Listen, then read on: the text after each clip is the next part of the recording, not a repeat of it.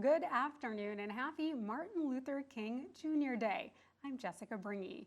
While KIMT News 3 First at 4 may not be on the air with football underway, we want to make sure you're covered with the top stories we're following this Monday. First this afternoon, it's the 2024 Iowa caucus, which means voters are braving the cold to make their voices heard.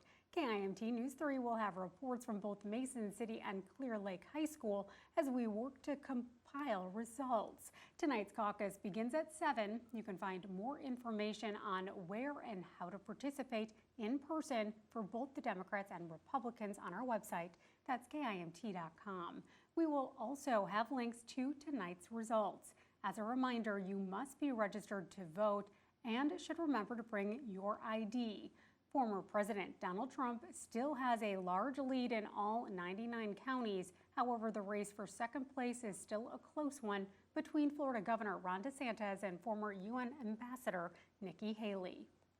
Staying in North Iowa, Central Springs Community School District says a threat made against students and staff is not credible.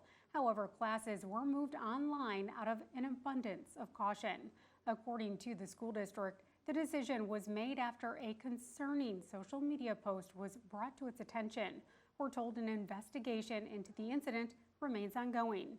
This afternoon, Superintendent Darwin Lehman issued a statement saying, in part, quote, "We must work together to care for the safety and well-being of all members of our community.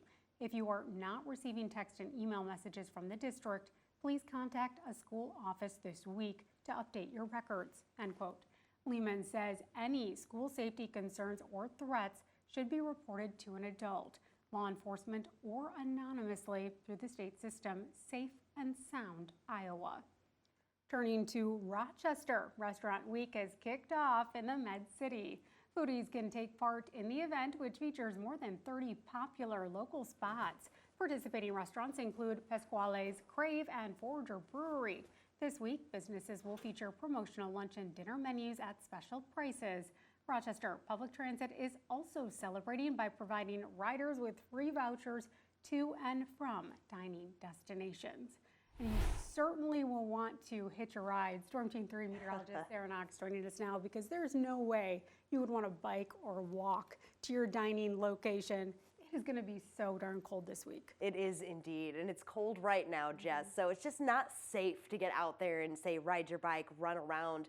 Definitely try to stay indoors, but hitch a ride, hit up your favorite restaurant. Despite the cold, it's of course much warmer in the restaurant itself. Now these are the current temperatures as of right now, right before 4 o'clock. We're still sitting below zero in Rochester. Factor in the winds and you've got wind chills around 22 below, 24 below in Mason City, also at 1 below when it comes to just temps. Now we might see these temperatures rise a degree or two over the course of the next hour or so. Generally though, it's staying cold, very cold, especially as we get into the evening, as temperatures once again fall well below that zero mark, and we keep a very close eye on these wind chills. Talking about wind chills, most of us remain in a wind chill advisory well into the midweek, with these wind chills anywhere from 25 to 35 degrees below zero. And some of us are in the gray here. That is a wind chill warning, where wind chills are expected to be a little bit lower than that, around 35 below, and we could see some get even colder as the night approaches. Moving over to satellite and radar, and there's really not much to see. We got to enjoy quite a bit of the sunshine. Unfortunately, just not enough to warm us up. This high pressure, although clearing out the clouds, is continuing to bring in the Arctic air and keeping us cold. Sky Tracker 3 picking up on a little bit more cloud cover than what we're actually seeing, but gives you a good idea of the fact that we're not going to be seeing any snow or any rain as we get into the evening and even well into tomorrow. Speaking of tomorrow, your morning commute is going to be a very chilly one, similar to how we started off today, as the winds are not very strong, but they're still going to be pushing these real feels, the wind chills, back around that 30 minus mark.